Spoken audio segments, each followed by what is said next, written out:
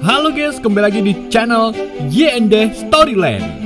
Di video kali ini, admin akan menceritakan sebuah film adventure berjudul Aronski The Coming Race yang dirilis pada tahun 2019. Film ini menceritakan tentang kondisi bumi jika Nazi tidak pernah dikalahkan. Lalu, bagaimana kelanjutan ceritanya? Daripada penasaran, mari kita simak alur ceritanya.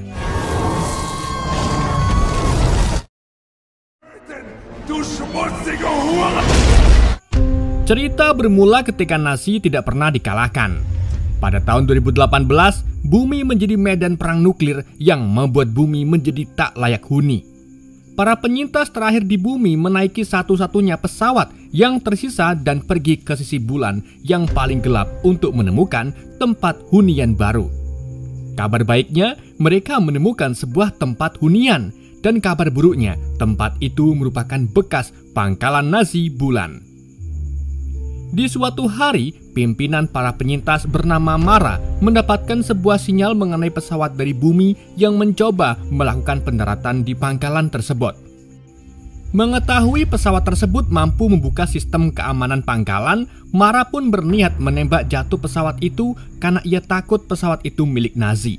Namun tanpa persetujuan Mara, anaknya bernama Obi langsung menuju landasan untuk menyelamatkan pesawat tersebut. Dan setelah mematikan sistem pangkalannya, Obi mulai mengendari sebuah kren untuk menyelamatkan pesawat yang akan mendarat.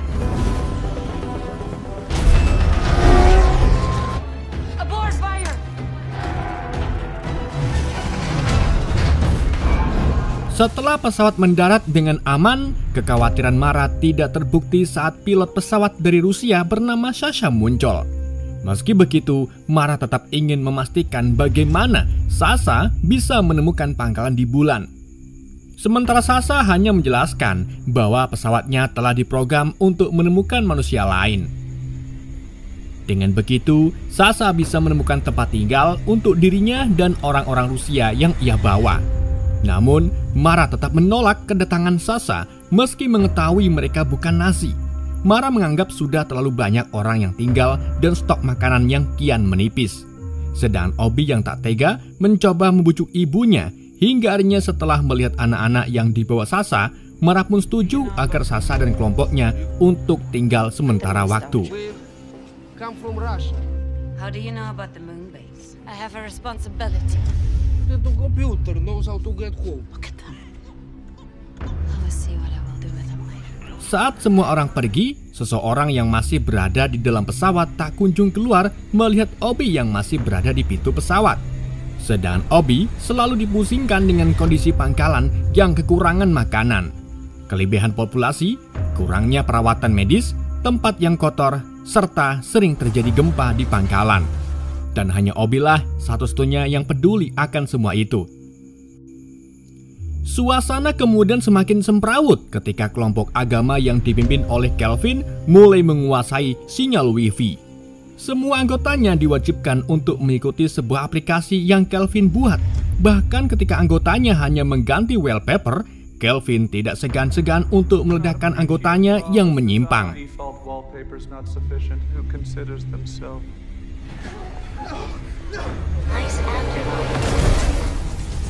Sementara itu, Obi yang muak dengan Kelvin berencana untuk mengamuk. Namun aksinya terhenti ketika ia melihat ibunya yang mulai sakit-sakitan. Meski Obi memikirkan banyak masalah, setidaknya ia masih menaruh harapan dari sebuah pesawat yang membawa para penyintas ke pangkalan bulan. Setiap hari pula, Obi memperbaiki pesawat meski bagian pesawat sering dipreteli untuk membangun fasilitas pangkalan. Di tengah Obi sedang memperbaiki mesin pesawat, ia melihat sosok mencurigakan keluar dari pesawat milik Sasha. Karena merasa penasaran, Obi pun segera mengikuti pria tersebut yang pergi menuju ke sebuah ruangan rahasia. Dan ketika Obi memasuki ruangan itu, pria yang diikutinya sudah menunggu Obi dan segera menengkel Obi sampai turu. Setelah Obi sadar, ia melihat pria misterius sedang mencari sesuatu. Sementara Obi berupaya melepaskan ikatan yang menjerat di tangannya. Dan setelah Obi melepaskan ikatannya, ia dikejutkan melihat pria di depannya memakan sesuatu dan membuat wajahnya bersinar. Obi kembali dikejutkan saat mengetahui bahwa pria yang diikutinya adalah seorang Nazi yang dulunya memiliki pangkalan bulan bernama Fenrir. Fenrir yang merasa kesal tiba-tiba menyerang Obi karena Obi dan komplotannya telah merusak pangkalan, sedang Obi segera memberikan perlawanan yang membuat keduanya terlibat pertarungan. Saat Fenrir terdesak, ia meminta agar Obi mengampuninya karena hanya Fenrir lah yang bisa menyembuhkan penyakit ibunya. Sementara Obi yang penasaran mencoba mendengarkan perkataan Fenrir. Fenrir kemudian menyerahkan sebuah bungkusan yang diyakini mampu menyembuhkan penyakit Mara. Meski sempat ragu, namun mengingat kondisi ibunya yang memburuk, Obi pun segera menemui Mara. Setelah Mara menelan bungkusan yang Obi berikan, seketika wajah Mara pun mulai bercahaya dan tak lama penyakit Mara pun langsung membaik. Obi yang melihat hal ini pun sangat terkejut, begitu pula dengan Kelvin yang kebetulan melihat kejadian itu. Obi yang masih tidak percaya kembali menemui Fenrir dan Kelvin yang juga penasaran mulai mengikuti Obi. Setelah Obi menemui Fenrir, ia segera menanyakan benda yang Obi berikan ke ibunya. Fenrir pun menjelaskan bahwa benda itu bernama Vril yang merupakan sebuah energi murni. Vril juga menjadi bahan bakar pesawat dan membuat Fenrir hidup abadi. Untuk membuktikan perkataannya, Fenrir meminta agar ikatannya dilepas dan setelah itu Fenrir tiba-tiba memotong jarinya. Kemudian Fenrir memakan Vril yang membuat jari yang terpotong mampu tumbuh kembali. Fenrir juga menjelaskan ia berasal dari bangsa Vril. Berabad-abad dahulu, Fenrir beserta kedua saudaranya tiba di bumi. Namun karena perjalanan yang panjang membuat pesawat mereka mengalami kerusakan. Fenrir dan saudaranya yang kala itu tiba di bumi bertemu dengan penduduk lokal. Sayangnya karena salah satu saudaranya mencoba berkomunikasi, saudaranya pun berakhir di mangsa penduduk lokal. Setelah melihat kejadian itu, Fenrir pun sadar bahwa merekalah satu-satunya yang memiliki akal di planet tersebut. Seiring berjalannya waktu, Fenrir mulai mempelajari flora dan fauna, sementara saudaranya fokus akan hal lain. Hingga akhirnya, Fenrir menemukan jenis spesies baru berupa primata dan mulai melakukan percobaan menggunakan Vril. Namun, penelitinya tak berjalan lama saat hujan meteor melanda bumi. Untuk mengatasi hal ini, saudaranya pun memindahkan pesawat ke perut bumi. Fenrir juga menjelaskan mengenai teori bumi berongga, di mana Obi bisa menemukan Vril di inti bumi. Dan Vril yang tersimpan lebih dari cukup untuk menyembuhkan penyakit Mara dan menjalankan sebuah pesawat. Sayangnya, saudaranya tidak akan mengizinkan Vril yang tersimpan berpindah ke orang lain. Untuk memasuki inti bumi, Obi harus pergi ke Antartika dan menemukan sebuah kota bernama Argata setelah Obi memasuki inti bumi. Di dalam kota itu terdapat sebuah kuil yang menyimpan sebuah cawan yang menjadi inti Vril. Dan alasan Fenrir menjelaskan rahasianya karena Fenrir tahu bahwa bulan tidak bisa bertahan lama. Fenrir meminta agar Obi menemukan cawan Vril dengan bantuan Sasa. Selain untuk menyelamatkan manusia, Obi juga harus menolong ibunya. Hingga akhirnya Obi pun bersedia untuk menemukan cawan tersebut.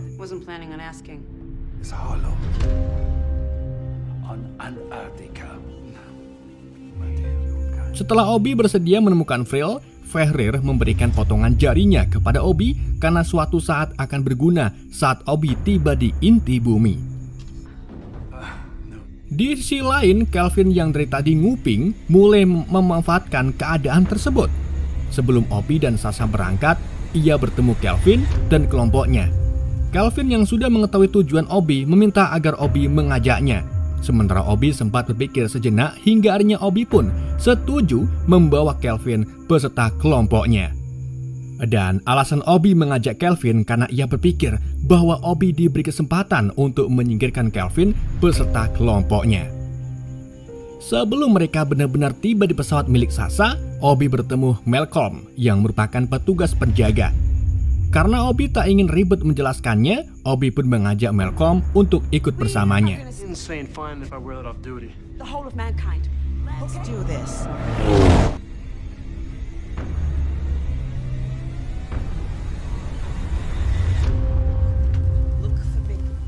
die a horrible radiation death. Beberapa saat kemudian, Obi tiba di Antartika. Namun karena sebuah kesalahan, membuat pesawat terpaksa melakukan pendaratan darurat.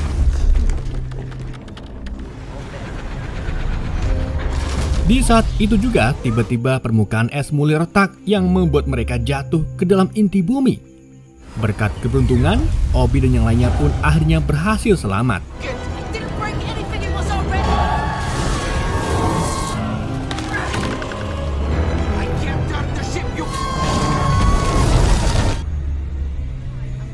Setelah mereka tiba di inti bumi, mereka disuguhkan pemandangan dan sebuah matahari buatan yang disokong dengan Vril. Namun mereka tak bisa menentukan arah karena tidak ada satupun yang membawa kompas. Sasa yang mengetahui hal ini pun mencoba mengeluarkan barang-barangnya untuk mencari kompas, termasuk HP miliknya berupa Nokia 3310. Sedangkan Obi langsung tertarik dengan Nokia itu. Sasa menjelaskan bahwa Nokia ini merupakan satu-satunya benda yang selamat saat perang nuklir terjadi. Seketika Obi pun teringat bahwa di dalam Nokia tersebut terdapat sebuah kompas yang bisa membantu Obi untuk mengikuti peta yang diberikan Fenrir. Follow me. Only east is west and west is east. Di sisi lain, dengan melihatnya Vril, para makhluk purba pun mulai berevolusi menjadi ras humanoid. Dan pemimpin dari ras tersebut merupakan saudara Fenrir yang menjadi kumis kotak. Unlivable planet And move to another planet. in a bucket of shit. This junction. Sementara itu, Obi dan yang lainnya tiba di kota Argata. Di sana mereka melihat sekumpulan ras humanoid yang sedang berpatroli. Melihat hal itu, Kelvin pun berpikir bahwa ia bisa bernegosiasi dengan salah satu petugas. Namun setelah melihat tampang ras humanoid, Obi pun segera mengajak Sasa dan Malcolm untuk segera pergi. Tak berselang lama, mereka pun bertiga ditemukan oleh ras humanoid dengan sepasang raptor di tangan para petugas. Melihat hal itu, Malcolm pun memutuskan untuk menahan para raptor. Meski Obi dan Salsa berhasil melarikan diri, namun Malcolm berhasil tertangkap, begitu pula dengan Kelvin dan kelompoknya. Oh, what's his name? Sementara itu, setelah mengikuti peta, Obi dan Sasa tiba di sebuah ruangan penyimpanan cawan Vril. Berdasarkan gambar petunjuknya yang diberikan oleh Fenrir, pintu itu hanya bisa dibuka dengan sebuah jari. Seketika Obi pun teringat mengenai jari yang Fenrir berikan dan menggunakan jari tersebut untuk membuka pintunya. Sementara itu lagi di tempat lain, Kelvin yang tertangkap bertemu dengan kumis kota dan mencoba bernegosiasi dengannya dengan menunjukkan gambar Fenrir yang merupakan saudara kumis kotak. Kelvin berjanji akan membawa kumis kotak ke tempat tinggalnya untuk bertemu Fenrir. Sebagai gantinya, Kelvin meminta agar para pengikutnya bisa tinggal di inti bumi. Karena kumis kotak juga sudah muak tinggal di inti bumi, kumis kotak pun bersedia dengan tawaran Kelvin. Kemudian Kelvin memberikan proposal yang dirancang sedemikian rupa untuk menipu kumis kotak. Namun tanpa Kelvin sadari, kumis kotak ini sudah lebih dulu berniat menipu Kelvin. Segeralah setelah proposal disetujui dan koordinat di pangkalan diketahui, kumis kotak memerintahkan anak buahnya untuk mukbang Kelvin bersama anggotanya. Setelah Kelvin dan kelompoknya menjadi santapan, giliran Malcolm yang menjadi target selanjutnya. Meski begitu, Malcolm berhasil lolos. Berkat perlawanan yang Malcolm berikan, ia pun berhasil lolos dari kumis kotak.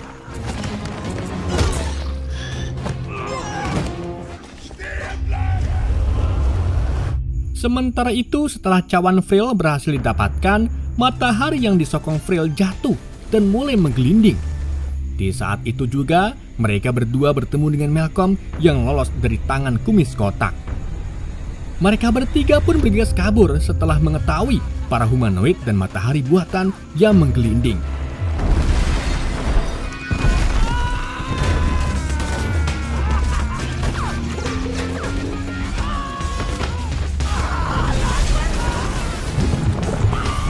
Setelah kejar-kejaran yang sangat menegangkan, mereka bertiga akhirnya berhasil melompati sebuah jurang dan berhasil lolos dari para humanoid. Namun, ketika mereka akan meninggalkan inti bumi, tanpa disadari pesawat kumis kotak mengikuti Obi menuju pangkalan bulan. Beberapa saat kemudian, mereka bertiga tiba di pangkalan. Di sana mereka disambut oleh Mara yang mengetahui putrinya melakukan perjalanan berbahaya untuk menyelamatkan ras manusia. Di saat yang sama, Fenrir pun muncul dengan meminta cawan Vril dari tangan Obi. Namun, karena Obi tak berniat memberikan cawan tersebut, Fenrir pun segera menyandra Mara. Malcolm dan Sasha yang mencoba menghentikan Fenrir dibuat tak berdaya berkat senapan yang Fenrir pegang. Tiba-tiba, seekor T-Rex yang dikendari oleh kumis kotak muncul. Dan dengan T-Rex yang ia tumpangi, kumis kotak pun mulai mengobrak-ngabrik pangkalan. Gotta be kidding me.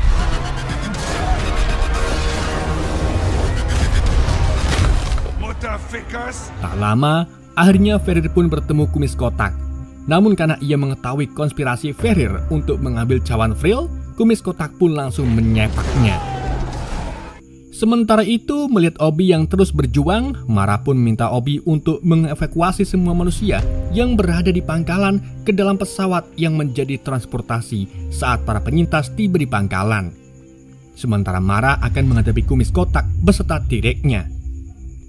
Dengan menyerap sedikit Vril dari cawan, Mara pun mendapatkan kekuatan yang mampu menendang T-Rex dan membuat kumis kotak tewas.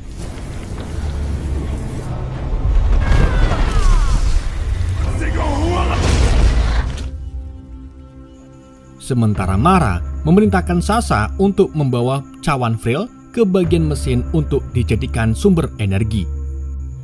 Di sisi lain, meski Mara sudah berhasil mengalahkan kumis kotak, ia harus tertembak oleh Fenrir yang masih selamat. Di saat yang sama, daya pesawat yang dihidupkan membuat pangkalan mulai runtuh. Setelah semua penghuni pangkalan masuk ke dalam pesawat, Obi hanya bisa melihat ibunya dan harus bergegas lepas landas. Meski Obi kehilangan ibunya, ia harus tetap berjuang karena hanyalah Obi satu-satunya yang menjadi harapan. Tapi sayangnya, masalah belum usai. Sesaat setelah Obi lepas landas, Fenrir menggunakan pesawat milik kumis kotak untuk mengejar Obi. Dengan menembakkan beberapa tembakan sebagai peringatan, Fenrir menghubungi Obi menggunakan smartphone milik Kelvin. Fenrir meminta agar Obi mau bekerjasama dengannya. Tetapi karena Obi menolak, Fenrir pun terus menembaki pesawat yang Obi tumpangi. Hingga akhirnya, Obi memiliki ide menggunakan Nokia dengan menyambungkan Nokia itu ke jaringan yang Fenrir gunakan.